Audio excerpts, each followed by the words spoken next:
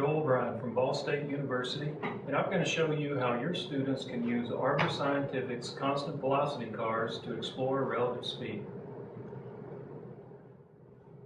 Not only are the constant velocity cars good for investigations of constant motion, they're also useful for investigating relative speeds. I've replaced one of the C cells in one car with an aluminum spacer. That will give it a substantially lower speed than the car powered by two C cells.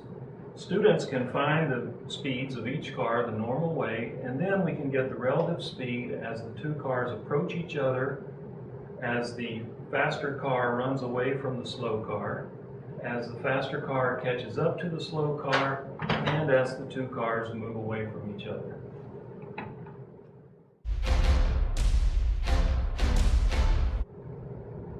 In order to determine the relative speed as the two cars approach each other from opposite directions, students simply need to place the cars a designated distance apart. Both cars are turned on at the same time and the cars are timed until they meet. That distance that they close divided by the time that it takes is the relative speed as the two cars approach each other.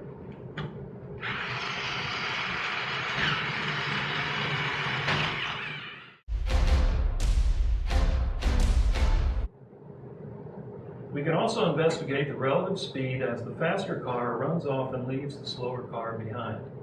In order to do this, we can begin with the two cars a specified distance apart. Both cars are turned on and released at the same time. Students time the cars for some specified amount of time and note the positions of the cars at that later time. We then take the change in distance the cars are apart divided by that amount of time to get that relative speed.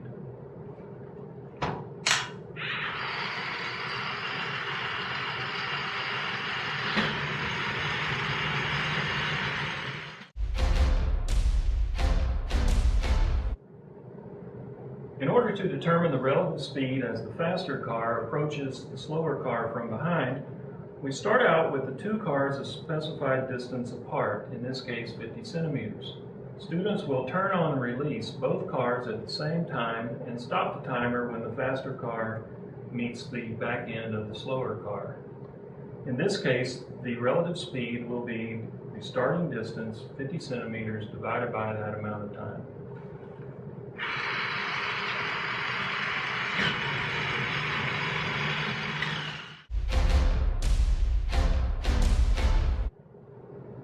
In order to investigate the relative speed as the two cars move away from each other, we can start out with the cars a designated distance apart, in this case 40 centimeters. Both cars are turned on and released at the same time, and then students note the positions of the cars some specified time later. That new distance is measured, and the change in distance divided by the time that it took for the cars to reach those positions will be the relative speed.